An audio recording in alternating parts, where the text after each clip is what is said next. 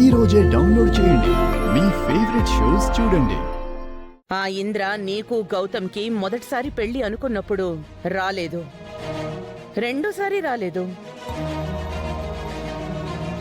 శ్రావ్య పెళ్లికి కూడా రాలేదు, ఆఖరికి నీ ఎంగేజ్మెంట్కి కూడా రాలేదు. రేపు నీ పెళ్లికి కూడా రాడు.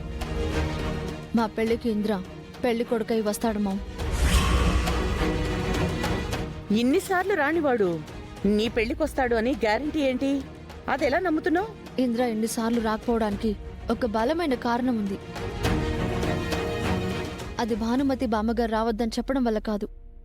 నాకు గౌతమ్కి ఫస్ట్ టైం పెళ్ళి అనుకున్నప్పుడు కాశ్మీర్లో టెర్రరిస్టుల అటాక్ జరిగింది. ఆ అటాక్లో ఇంద్రాకి బుల్లెట్స్ తగిలి తీవ్రంగా గాయపడ్డాడు. ఆల్మోస్ట్ డెత్ వరకు వెళ్ళాడు. అక్కడ అందరూ ఇంద్ర చనిపోయాడు అనుకున్నారు. అంత్యక్రియలు కూడా ఏర్పాటు చేశారు. కానీ దేవుడి దయ వల్ల ఇంద్ర కొన ఊపిరితో బ్రతికి బయటపడ్డాడు.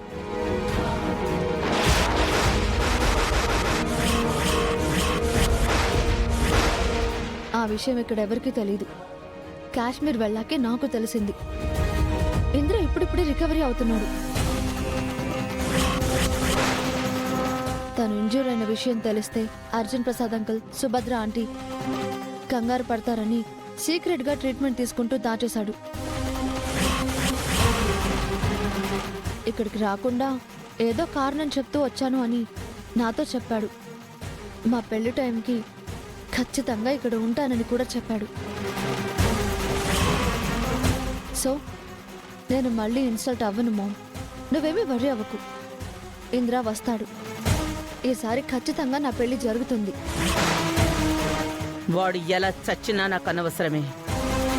నువ్వు పెళ్లి చేసుకోవడం నాకు ఇష్టం లేదు. Sorry ma'am. ఇంద్రతో నా పెళ్లి జరగాలి, జరుగుతుంది. ఈ విషయంలో ఎవరి మాట వినను. It's my final decision. నీ పెళ్లి నా చావుకొచ్చేలా ఉంది. ఛ! నీతో ఇలా కాదే.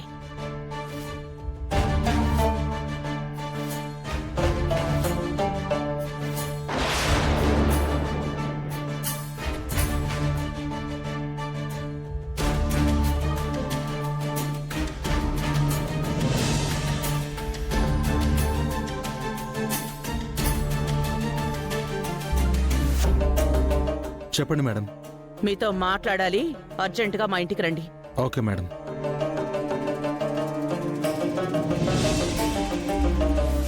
యామిని గారి ఇంటికి రమ్మంటున్నారు. పద వెళదాం.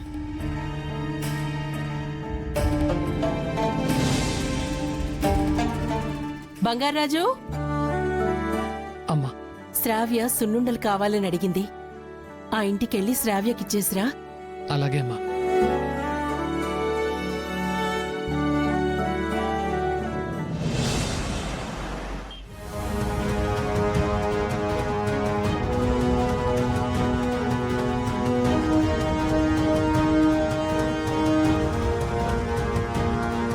ఆర్మీ ఆఫీస్కి వెళ్ళి ఇంద్రాని కూడా కలిశాను. పెళ్లి గురించి ఇద్దరం చాలా డిస్కషన్ చేసుకున్నాం. హలో ఇంద్ర, ఎలా ఉన్నావురా? నేను బాగున్నా నాన్న, టెన్షన్ అవ్వకండి. పెళ్లి టైంకి ఖచ్చితంగా వస్తాను. కాశ్మీర్లో టెర్రరిస్టుల అటాక్ జరిగింది. ఆ అటాక్లో ఇంద్రాకి బుల్లెట్స్ తగిలి తీవ్రంగా గాయపడ్డాడు. కానీ దేవుడి దయ వల్ల ఇంద్ర కొన ఊపిరితో బ్రతికి బయటపడ్డాడు. ఇంద్ర చనిపోయాడా లేక అదితి చెప్పినట్టు నిజంగానే ప్రాణాలతో ఉన్నాడా? ఇప్పుడే కాశ్మీర్కి వెళ్ళాలి, ఇంద్రాని చూడాలి. రే గౌతమ్, బెడ్ నెంబర్ 2లో ఉన్న పేషెంట్ నీతో ఏదో మాట్లాడాలంటున్నాడు.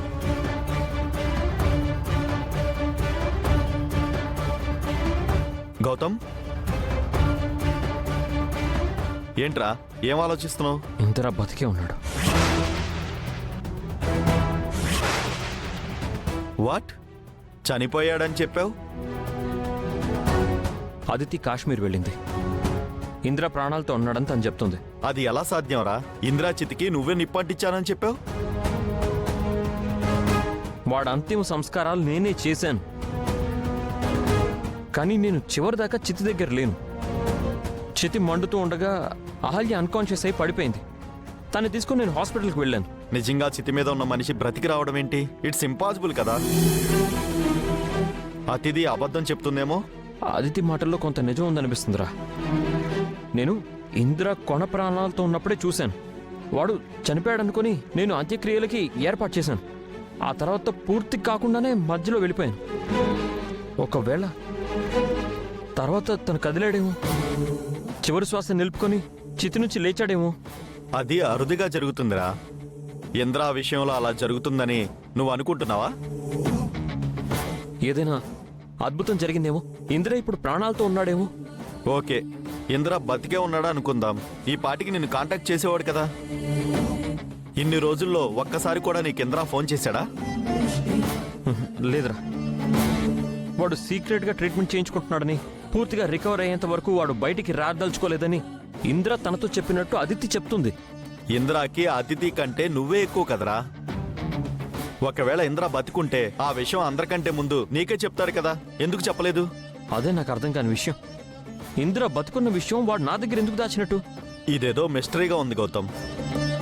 ఇప్పుడేం చేద్దాం అనుకుంటున్నావు? ఈ ఇంద్ర కోసం నేను కాశ్మీర్ వెళ్దాం అనుకుంటున్నాను. ఇప్పుడే వెళ్తాను. గౌతమ్, ఒక్క నిమిషం. ఇంద్ర కోసం కాశ్మీర్ వెళ్తున్నావు. ఇంద్ర బతికుంటే ఏం చేస్తావు? ఇంద్ర ప్రేమించి తన బిడ్డకి తల్లైన అహల్య ఇంద్ర మరణంతో అనాథ అయింది. ఇంద్రకిచ్చిన మాట కోసం అహల్య బాధ్యత నువ్వు తీసుకున్నావు. ఇన్నాళ్ళు అహల్యని, తన కడుపులో బిడ్డని కంటికి రెప్పలా కాపాడుకున్నావు. అహల్య కోసం ఎన్నో మాటలు, అవమానాలు, కష్టాలు పడ్డావు. అతిథితో నీ ప్రేమని, పెళ్లిని వదులుకున్నావు. ఆఖరికి నీ ఇంటిని, నీ కన్నవాళ్ళని వదులుకోవడానికి కూడా సిద్ధపడ్డావు. ఇప్పుడు అహల్య లేకపోతే బ్రతకలేని స్థితికొచ్చావు. అహల్య ప్రాణంగా, అహల్య ప్రపంచంగా, తనే నీ ప్రాణంగా బ్రతుకుతున్నావు. అహల్య కూడా అంతే. నువ్వే తన సర్వస్వం అనుకుంటుంది. నువ్వే తన భర్తని, తన బిడ్డకు నువ్వే తండ్రివని అనుకుంటుంది.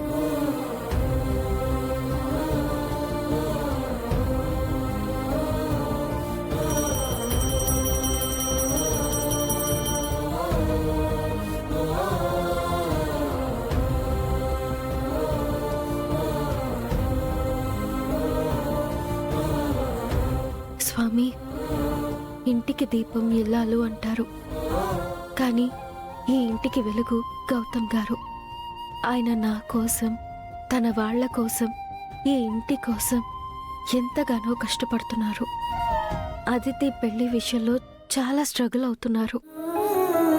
తొందరగా ఈ సమస్యకి ఒక పరిష్కారం చూపించు స్వామి.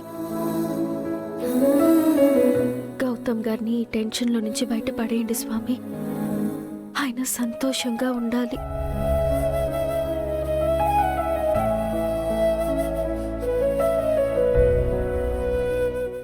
మీరు ఒకరి సంతోషం ఒకరు కోరుకుంటున్నారు.